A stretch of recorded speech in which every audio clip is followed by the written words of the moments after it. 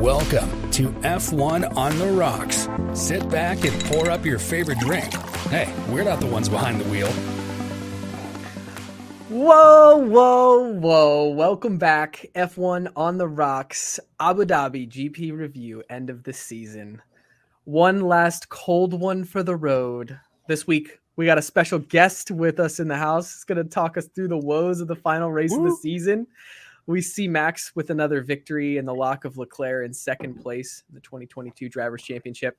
We're going to give you our predictions for 2023 and bid you all a good day for the summer. But before we dive in, let's welcome our guest, the Josh Parsels, a.k.a. J Piz Niz, a.k.a. the goatsmasher, a.k.a. the only podcast financial supporter we've ever had. Welcome to the podcast, sir. Hey, thank you. Thank you very much for having me. I appreciate supporting everything you do, and I am the backbone to everything you do. So, you certainly are. Yes, we definitely would not be here without you. Thank you. Glad to be here, and glad I can help out. Yeah, it's good to see. It's good to see another face in here. I love when we have somebody else on. I get so fucking tired of just staring at Will. It's just. Come on, man. Oh, but I'm excited, man. It has been it's been a couple weeks since we got together and chatted. I'm pumped to have Josh on. We're gonna pick his brain a little bit about Abu Dhabi, about the upcoming season, about this season, and do a little trivia. I think at the end we've got coming up. Will? Mm-hmm. Yeah, I've got some tricks up my sleeve. Mm-hmm. I love it. We don't have Pop Rocks this week. No, here's the thing though. I feel like we made John pay, and he's going to be mad that Josh doesn't have to do the Pop Rocks, but Josh has been paying all season, and that's why he doesn't have to do the Pop Rocks. Yeah, exactly. Well, Josh, tell us what you've been up to, like what's going on. I believe you're in a special location that has significance to Formula One. Yeah. I have been located in Las Vegas to bring you a special exclusive for next season. So yeah, I'm in Las Vegas right now for the Amazon Web Services conference. I work for Expedia, and we do a bunch of web stuff. So they brought me here, and literally I went to the conference and I saw an F1 car, and I just took 16 pictures around their F1 car, and I've been super pumped about that. Just looking at the videos and seeing where they are, and I've taken a couple of Ubers. F1's coming here this year, and they're yeah, it is. I was yeah. So just another thing for those guys, right? The taxi drivers. I'm sure they're ecstatic, but yeah, I'm pumped, and seeing some of the advertisements and stuff here, some people are definitely pumped about F1 coming back next year. So nice, pretty cool experience. Nice. You're in Sin City. What cocktail did you bring to F1 on the Rocks this evening? Well, in fashion of yes, Sin City. All right. We have a margarita hurricane. Nice. For people that are missing the live stream tonight, he's got the straight up long fishbone Vegas drink with the gigantic 3-foot straw. He is gonna end up passed out by the end of the podcast. It's only 4 or 5 or 6 shots. So, Vegas, we're good. I think that wins drink of the year. It does. It 100% wins F1 on the Rocks drink of the year. Well played, sir. Well played. Appreciate it. Thank you. Good stuff. It's been a bit since Brian and I have been able to get a chance to get together. I kind of have just been recovering from flu sickness followed by holiday travels and all that jazz. But things have been great in the Arizona neck of the woods. Tonight I am sipping on a Jim Beam with cherry vanilla Coke. I went with a bunch of random things that I could find in the store on the way out the door, and that was it. So yeah, going a little Jim Beam bourbon there. Love it. I've got an Old Faithful. I've got the Tito's and High Noon. Yeah, shocker.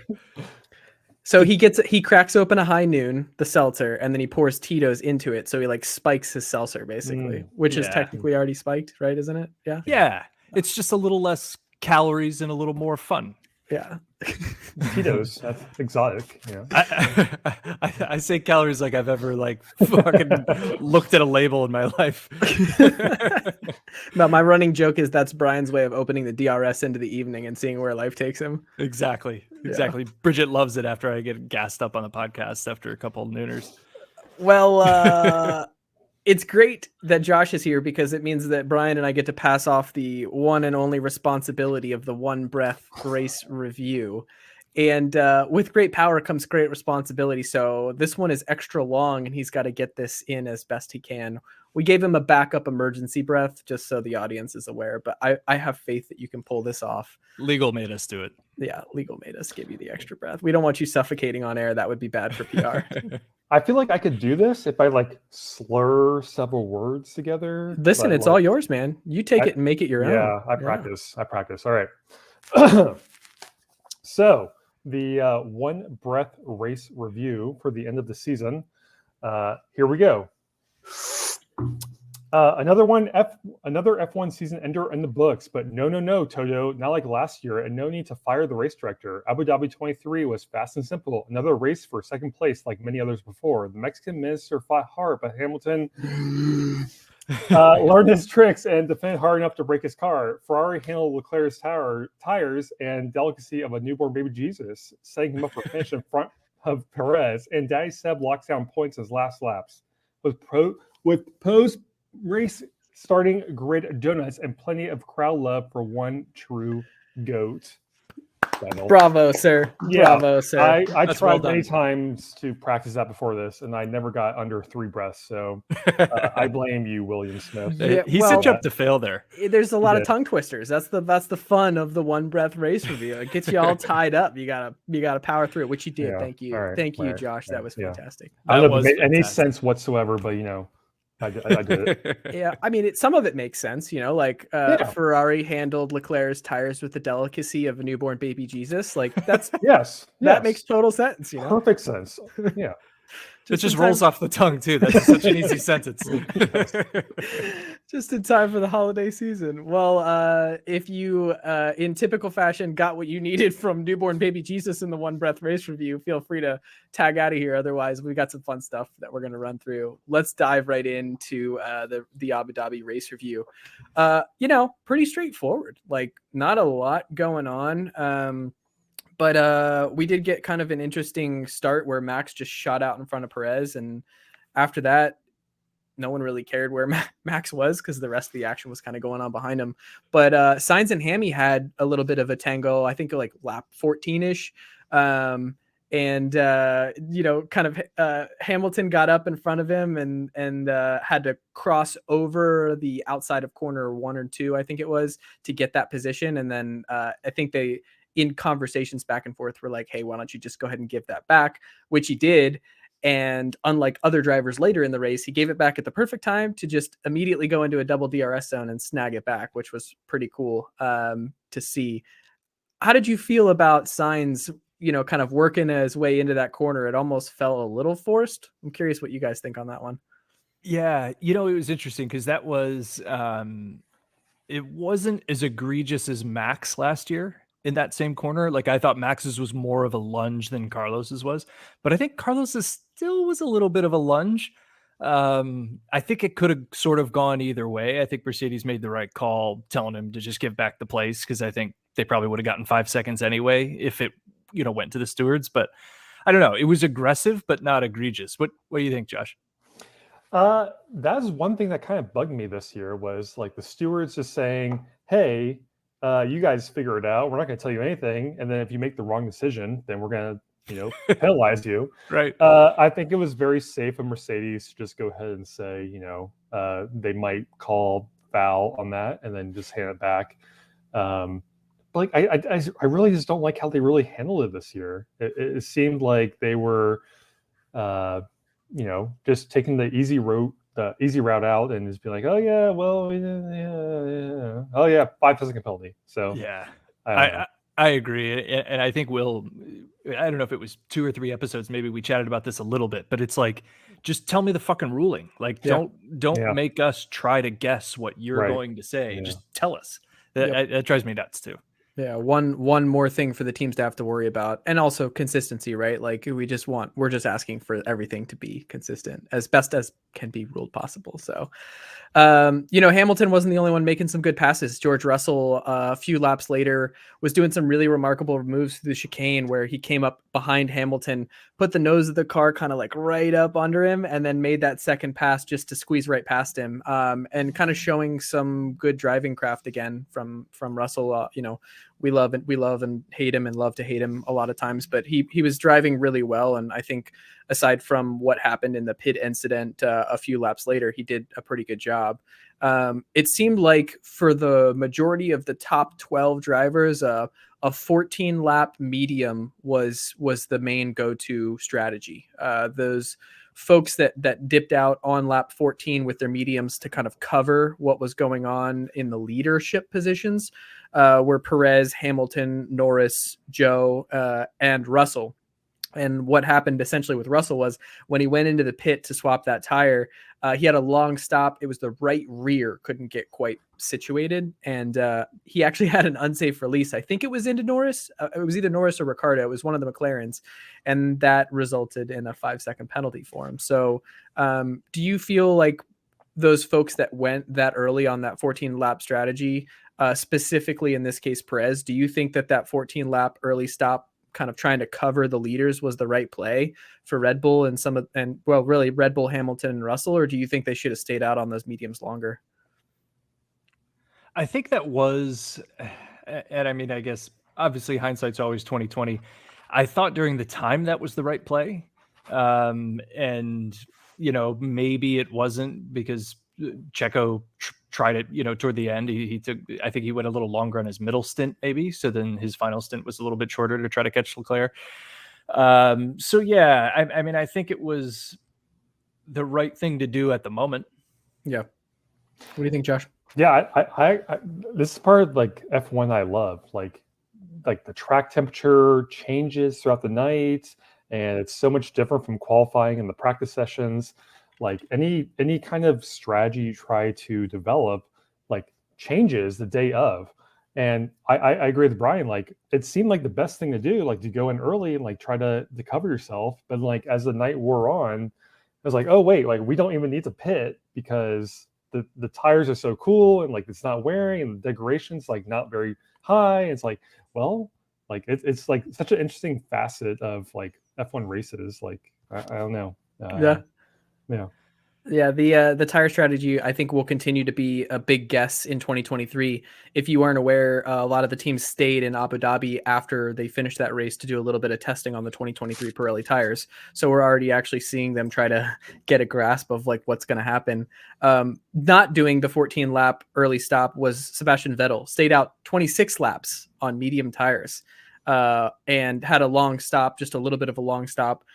He was begging, I think, by the 25th lap, like, hey guys, like, what are we doing here? We're just getting passed by everybody. I don't know if you caught him on the radio, but I think he was kind of shocked that the team let him stay out that long on those tires. And I felt a little bit bad for him, but I was, kind of faithful. You don't see Aston Martin really botching strategy as much as you've seen other teams this year. So it was nice that they kind of were able to recover a little bit on that one. Yeah. It was interesting though. That was sort of a bummer, and you could kind of hear it in Seb's voice, like the disappointment. I think he said, like, how did we get the strategy so wrong? Mm-hmm. And it was just like that touch of just like, come on, guys. Like, but the interesting thing is, I think Lance Stroll, his teammate, was on the ideal strategy, and he was finished 6 seconds ahead of Seb, which is just so wild that like two totally different strategies, they like can't seem further apart in like which one is good and bad, and it's fucking 6 seconds. Yeah. Like over like a 300-kilometer race. Yeah. It's crazy. Yeah, it's the difference that 6 seconds makes. I mean, even in the example of Perez, which we'll get to in a minute, is really remarkable with regards to what it can do for you or not do for you when in points or really in positions on the grid. So we got a chance, and this is a shout out at Latifi and Schumacher to see something never seen before in the history of Formula One. I call it synchronized spinning on the way out the door.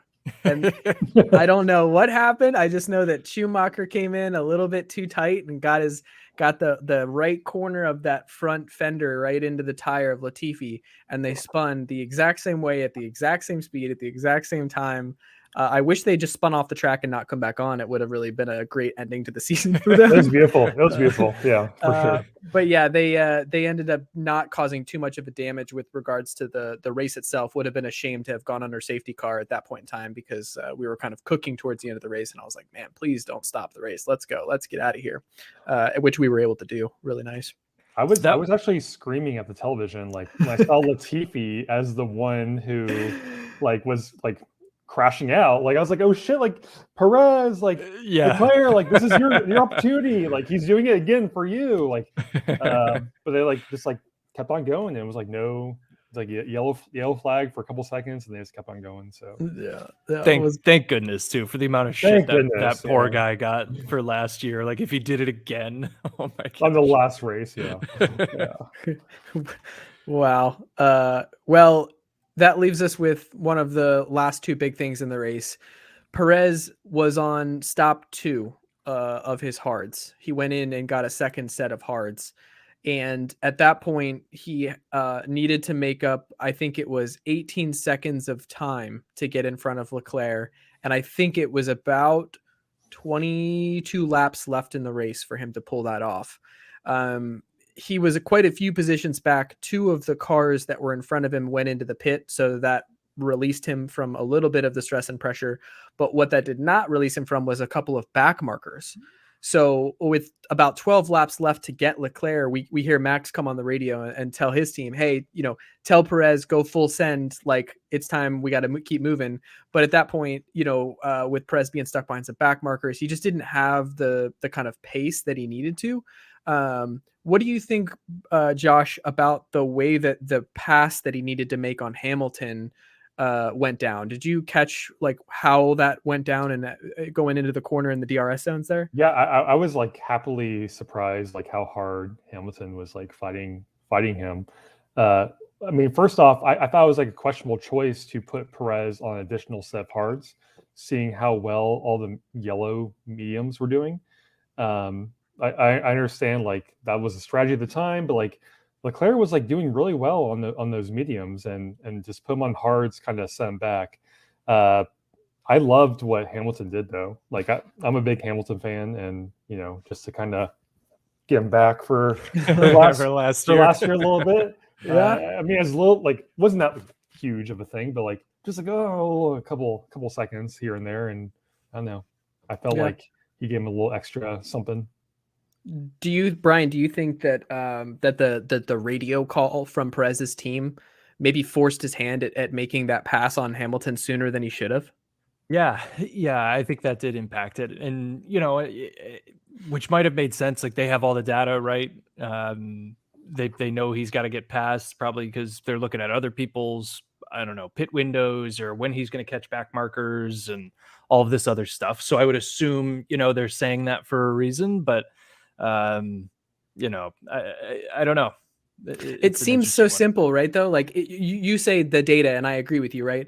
But then why not in your messaging, take a second, take a deep breath, and your messaging is, hey, you have 2 DRS zones coming up, get close on DRS 1, pass on DRS 2, you'll be clear in the lap, right? Which isn't what he did. He passed on DRS 1, gave it back on DRS 2, had to wait an entire another lap to do the right passing move. And so that is one of those things where, you and I talked at the beginning of the year. I like the mental part of this, where it's in his head, he's probably thinking, I already know I need to pass Hamilton, but they come on the radio and they say, pass Hamilton. He goes, okay, fine, I'll do it.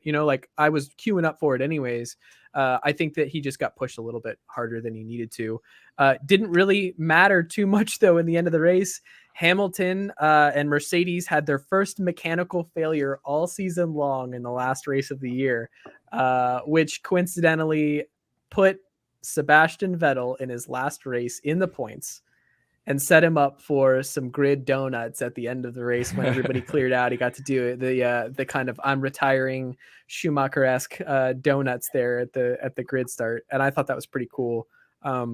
Weird that mechanical error though from Mercedes, not expected at all. I wonder if that had something to do with the car taking the pounding off that first corner early in the race or what. Yeah, I think it very well could have. He was stuck in 7th gear, I think it was. So something with the gearbox, maybe, I don't know. I think on the radio they said hydraulics or something like that. Like that was their initial guess, like in the moment. I don't know what it ended up actually being, but yeah, they were calling it hydraulics. I'm not sure specifically what it was. But Josh, did you shed a tear when Hamilton had to retire as a big Hamilton fan? I was actually pretty upset. Like I was rooting for him the last couple of races to like really pull through and get his yearly race win that he's been kind of known for. Not upset that he'll benefit from it, but I was definitely not heartbroken, but I was like, pretty sad that that's the way that he went out after trying so hard after so many seasons of like dominance. Yeah, I agree. I mean, thank God he's not retiring this year. Like that would have been a super depressing way to wrap it up. But what's really interesting in that Mercedes team, obviously, we know that Hamilton was testing a lot of different setups and things in the first half of the season, trying to get rid of the porpoising. So George, beat him in points. And I think you could say that Hamilton over the course of the season was the better driver. And maybe we'll get more into this later looking into 2023. But what a different way these guys ended their seasons, right? Like Russell gets his win in Brazil. He has a great showing in Abu Dhabi.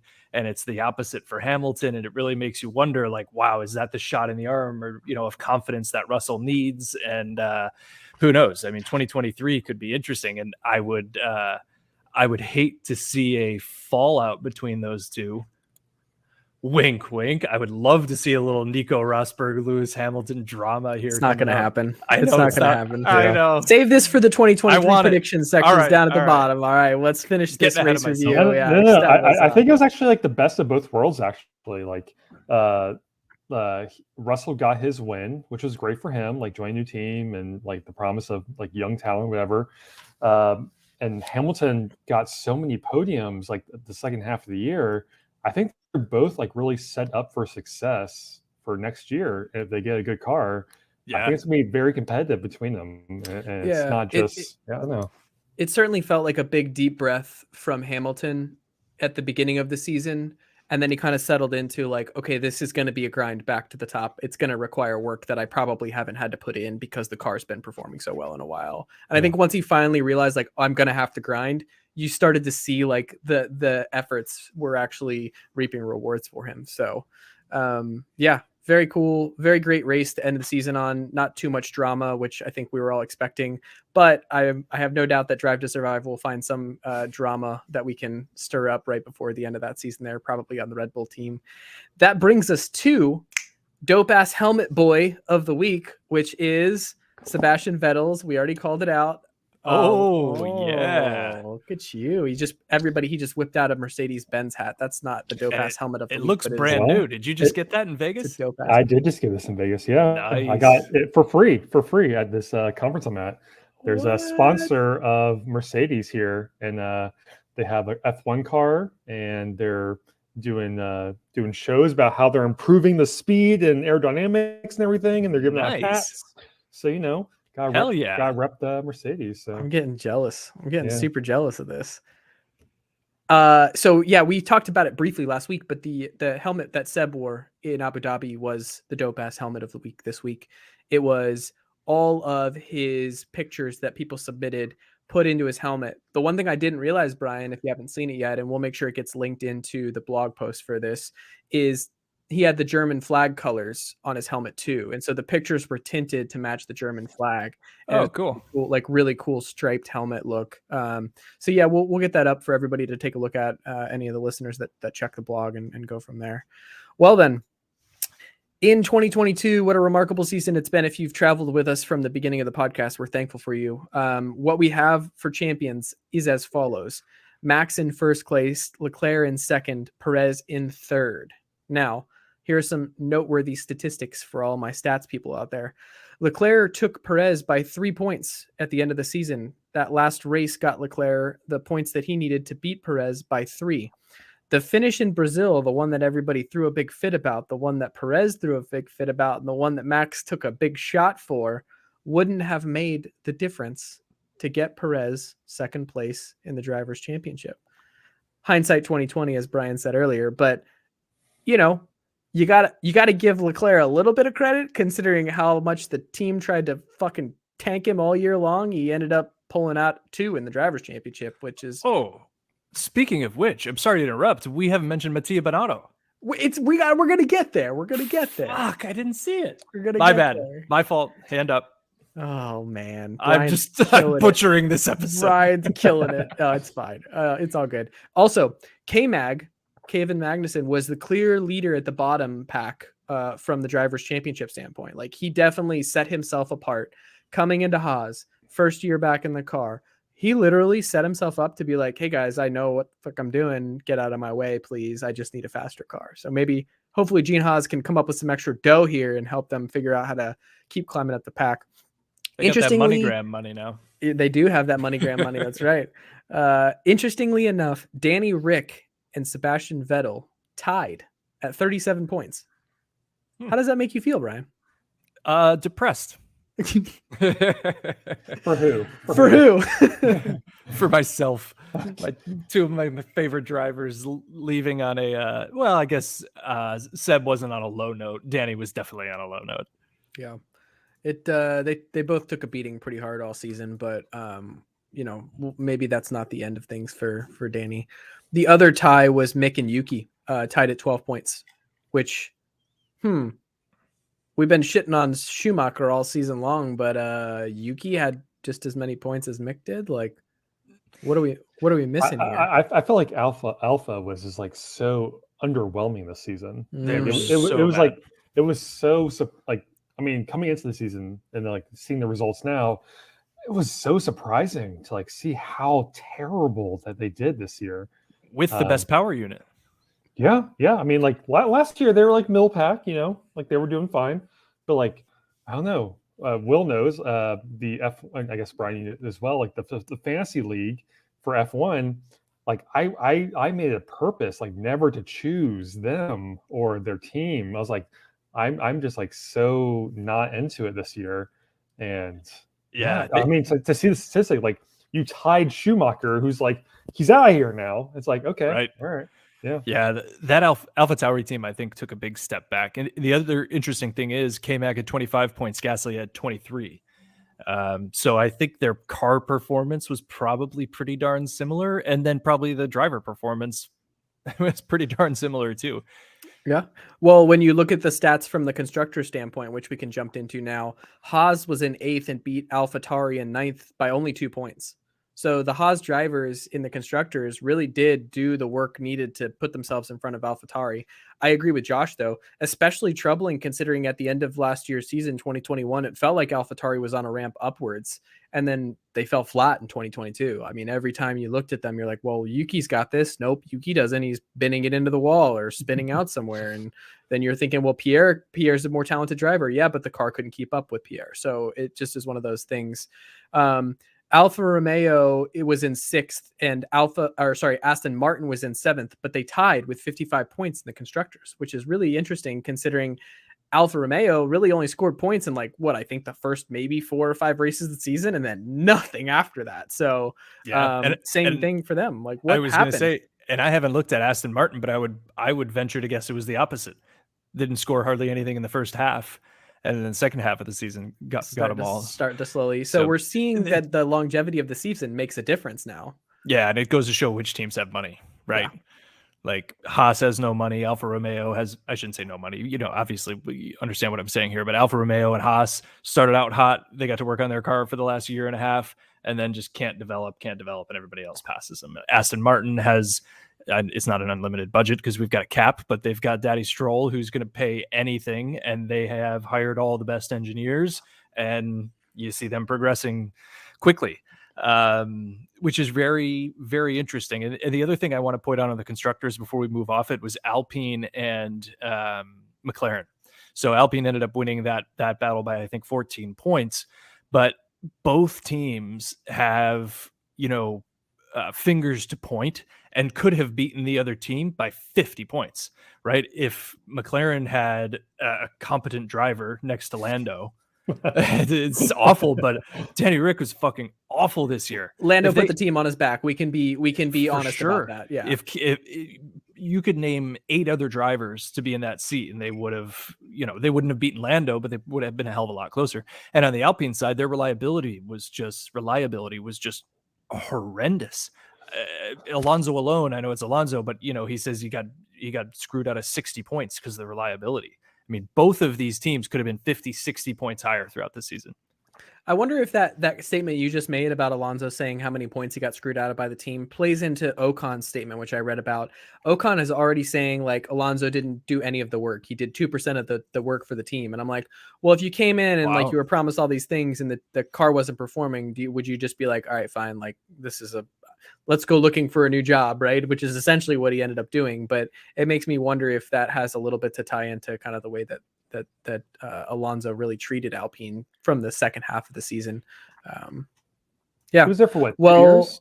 2 years, right? Say again. Alonso's there for 2 years. Yeah, 2 years. Yeah. Yep. Last 2.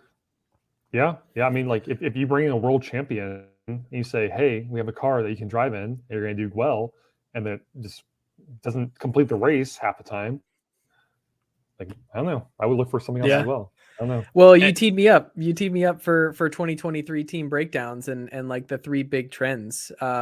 There's the beauty of this is we're seeing 3 things in 2022 that are changing the way that I think F1 really worked or has worked in the past. And I'd love to be fact checked on this, but number 1, we're seeing reserve drivers are moving to other teams' open seats, which is like, normally you would see a reserve driver sit and hang tight until the seat on the team that they're with opens up and they can pop into it.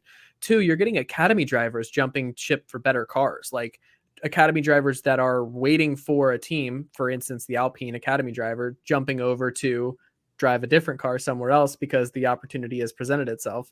And then you're also seeing to your point, Josh, veteran drivers unafraid of moving teams later in their career because the car just isn't performing. Like that's 3 things that we've seen, kind of in repetition in the last 2 years, last 3 years, I would say. And I feel like it's a trend that's going to keep moving in that direction. What do you guys think about those? Yeah.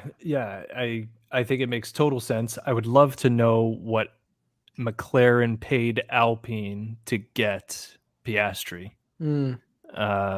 Because that's very interesting. Because these academy drivers, the Renault has paid for Piastri's entire junior career, and then he just says, "Peace, I'm out. I'm going to race for McLaren." And obviously, we know all the shit that happened with the contracts and offers and all of this stuff, that plays into it. But it's interesting. Like, are we going to see a ton of that, or are people going to stay loyal and not be allowed to be bought out of contracts? I don't know. It'll be interesting. But I'll tell you what, if Piastri is not on the pace this year, he's going to have some explaining to do, man. It's going to be, it'll be funny. It'll pan out one of 2 ways, right? It'll be like McLaren's like, it's okay, give him another year. Or Alpine's going to be like, man, we really dodged the bullet with that one, guys. Like, see you later, sucker, Yeah. So, yeah. I think it's even like a step further than that, though. Like, as you said, like reserve drivers, like switching teams and everything. But like Logan at Williams, like he didn't even have his super license points up until like the last race, and like he has the top spot over all these other experienced drivers. And there's like, yeah, we want this guy who might not even be qualified for F1 over anyone else. I think it's like definitely showing. I don't know, like some gap in experience or some gap in like what people value. I don't know what really it is. It's an increase in the willingness to take a risk on both the driver's part and the team's part, right? I'm taking a risk by signing this contract with this team, which I know is going to alienate everybody I knew for the last 10 years of my life in this academy. Or I'm taking a risk on a driver who has the least amount of experience of all the eligible drivers right now, with the hope that they actually can put up what I think that they can. It's a little bit of gambling, to be honest, which makes it all the more fun. I want to skim through this because I got some fun stuff coming up for everybody. And obviously I want to have this opportunity with Josh to do some fun trivia. So real quick, I want to run through and I'll just rip through the reserve drivers for these teams that I have listed. And if there's any comments you guys want to throw them at me. Is it Teo Porcher? I think it's pronounced Teo. Teo Porcher is the Alfa Romeo reserve driver. You've got Drugovich and now Van Dorn, who jumped from Mercedes over to Aston Martin. So you've got 4 drivers over at Aston Martin. Brian's point earlier was they're throwing money at everybody, and it's like they're really taking an NBA, NFL approach to this. It'll be interesting to see if it actually succeeds with an idea of I'm going to throw every bit of dollar and every money I can at whoever I can to get a win. And then obviously the one that's been in the news the most, if you missed it, folks, Danny Rick is now the reserve driver over at Red Bull Racing.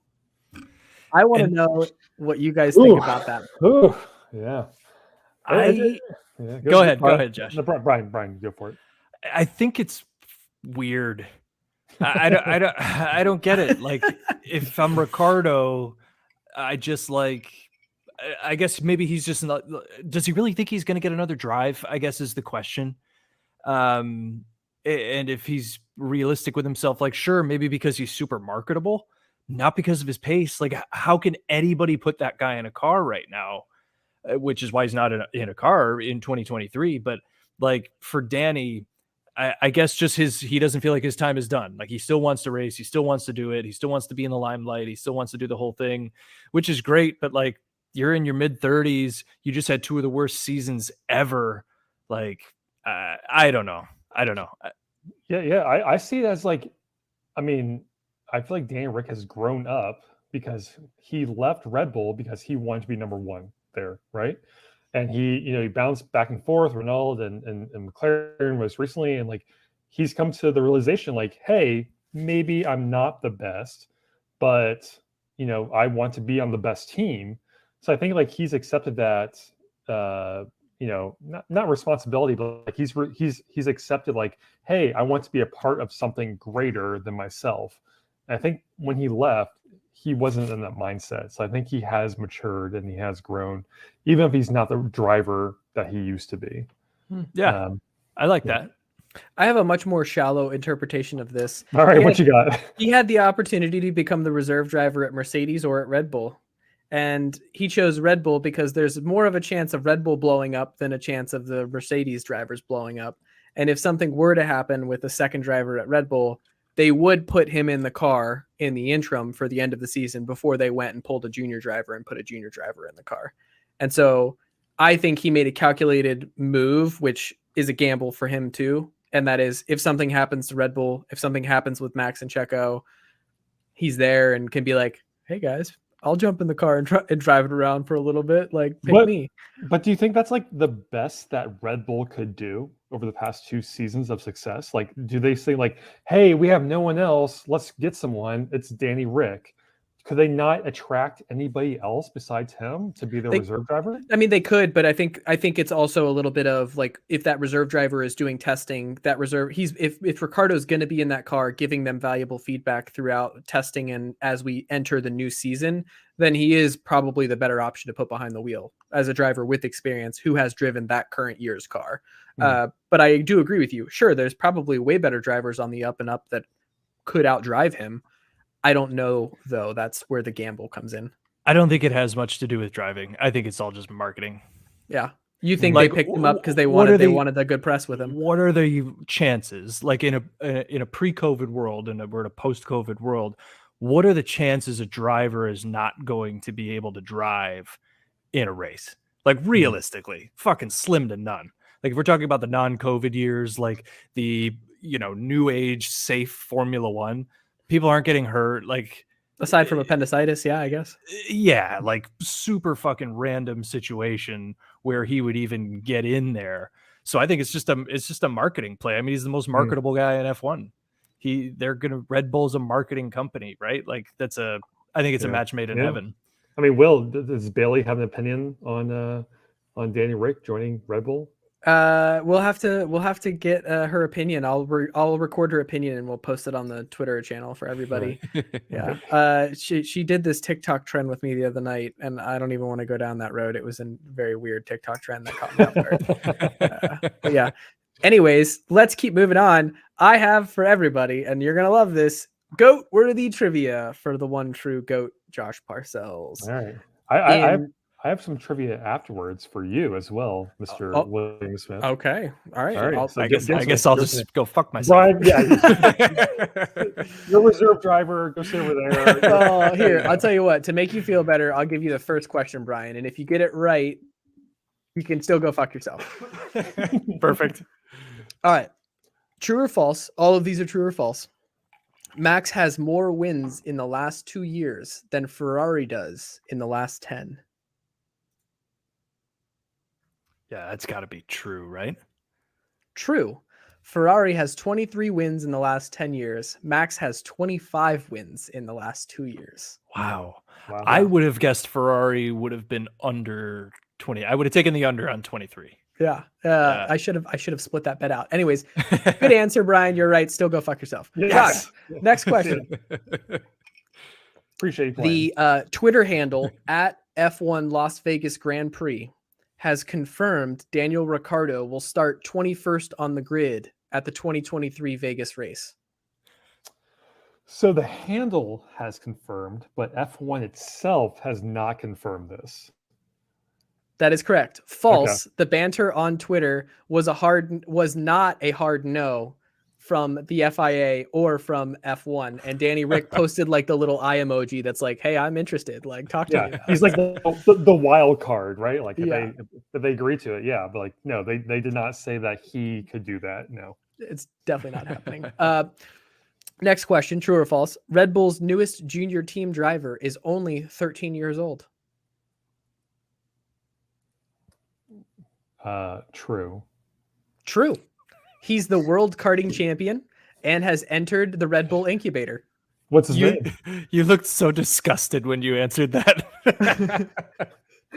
It's like, what have I done with the last 13 years of my life? Obviously not earned an F1 seat on the Red Bull Racing Junior team. Well, I saw that they signed someone, but I'm not like interested in how old they are. Like, what's their name? What's their name? Yeah, his first name is Enzo, and I can't pronounce his last name. Yeah. I saw that. The last name's Ferrari.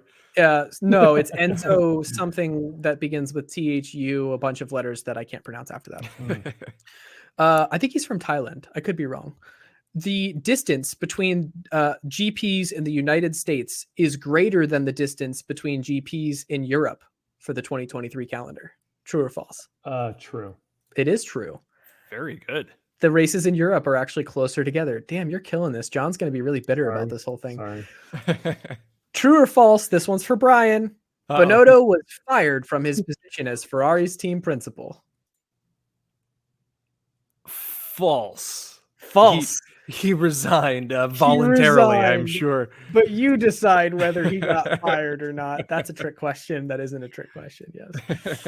All right, Josh, back to you. The cost of damage to Latifi's car was more than the cost of damage to Schumacher's car in 2022. False. False. Schumacher binned it way more than Latifi did. Yeah, Latifi, he was solid. Like, he didn't crash that often. No, sorry. In last place every single time. They were close. There was about a $200,000 to $300,000 difference between the two of them. Wow. But they were by far. Well, like in defense, like Haas's cars like cost a tremendous amount less because they're shit.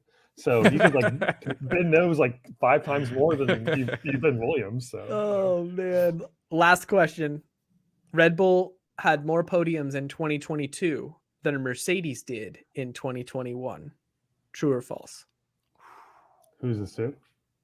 Brian? This to Brian? To both of you. So repeat one more time. So Red Bull had more podiums in 2022 than Mercedes had in 2021. When you say podiums, you mean like both drivers? Collective drivers is 2 podiums? Correct. One podium per driver. Got it. However many races. I'm going true. Let me go false. The answer is true, but only by one. God, 28 for Red Bull in 2022, You're the pro. 27 for Mercedes in 2021. There's more races. You can't do the math, and it's not fair. And this is why my other statistic earlier in the season was so great. It's because I did the actual percentage based on races, not just the number. Yeah, we need to get these numbers out of here. I am voting for F1 statistics, all percentage based on number of races in the season, because There's just too much crap going on. Anyways, thank you for playing Goat Worthy Trivia. We'll send John Rimo an extra pack of Pop Rocks in the mail to heal his ego. Thank you. Ripping through here before the end of the show for our audience, 2023 predictions. Yes, and predictions. Our guest of honor gets to go first, but Brian's going to intro this for us. Yes. So we wanted to talk about 2023, as you could tell, because I started talking about it in the race review 30 minutes ago. Get the fuck out of here with that. So 2023, I always come into a new season just totally like eyes wide open. I'm going to be wowed this year. There's going to be shifts in the order. And I'm disappointed 90% of the time, but I'm feeling great about 2023. So I want to talk predictions. We're going to do 4 of them. We're going to do Constructors Champion, World Drivers Champion, the biggest surprise of the year. It could be anything, team principal related, team, driver, circuit, whatever the fuck, and best rookie. All right. So we're all going to go around to them. So Josh, what team wins the Constructors Championship next year? Red Bull. Boring. Yeah, good answer. Yeah, I think Red Bull. Yeah, I think it's actually got a competitive top 4, but I think that Red Bull wins it by the 19th race, 18th race, 19th race. Wow, he's even put a number on Who's your fourth? Guys. I think Aston Martin, actually. I think Aston Martin surpasses McLaren, and they're up there. I think yeah. Yep, I like that. I think that's a good call. There goes my biggest surprise. Got to think of another one. I think Mercedes is going to do it in 2023. I think they have the best driver lineup of the big 3 teams. And I think Toto is the greatest leader in the sport, and the best team principal in the sport. And I think he can motivate people better than any of the other team principals can. So I think that Mercedes team, the team at the factory and everything, is going to just be balls to the walls until testing. And then, and I think it's going to be close, but Mercedes is my pick. You guys are putting me in between the middle, like mommy and daddy, and I don't know who to side with right now. I do think that Mercedes is going to win next year. I think that because George is going to support and put the team in a position like he did at the beginning of this season, with a bunch of good podiums or race finishes at the beginning of the season that kind of help put Mercedes out in front. And I think that Red Bull might run into some issues relative to those cost cap problems that they had last year. So I think that Mercedes is a good prediction for the winning team next year. That is my final answer there. I'm hoping, but I don't know. I feel like it's not going to be coming true. All right, so we're gonna do like snake draft. Okay, Will. Okay. So you're back up. World Driver Champion. Oof. It's interesting because like the winning team doesn't necessarily have to be the World Driver Champion, but usually the World Driver Champion is on the winning team. I'm gonna surprise myself here and say that George Russell will be the world champion next year. Josh is gonna fight you. No, I love that you chose that, so I don't have to end up with that, because I don't think he's going to be the world champion. I like that. I like it. I think it's possible. I'd be shocked if he beat Hamilton, but I think it's possible. It'd be amazing. Yeah. My pick is for Lewis. I'm sounding like a real Mercedes fanboy. We can pick the same. We don't always have to switch it up. But yeah, Lewis is my pick. I think he's too damn good, and I think he continues to get better. I think the whole young driver has the advantage in Formula One is gone. I don't think that exists anymore. Therefore, I think Lewis Hamilton's going to do it. Good answer. I really want to change up all my answers now, just to spite everyone. Just for the sake of being the winner. Yes, me too. Yeah, I want, I'm going to choose a Ferrari driver. Yeah. I think that I really want to choose Sainz because he has the hair and my wife loves him. But I think I'm going to choose Leclerc as the world champion. And Verstappen gets second and Perez gets third, and they end up like constructors. I'm going to choose Leclerc. Okay. I love it. I hope you're right. Yeah. I like Leclerc. Yeah. What do you have for the biggest surprise, Josh? Who do you think is going to shock and awe all of the F1 world in the 2023 season? Ocon finishes top 5. Wow. Good answer. I think he's constantly performed, even though he gets shit on all the time from his teammate who's no longer there.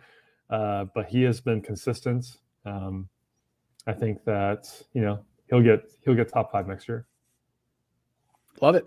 I love that too. My biggest surprise is going to be Alonso, best of the rest.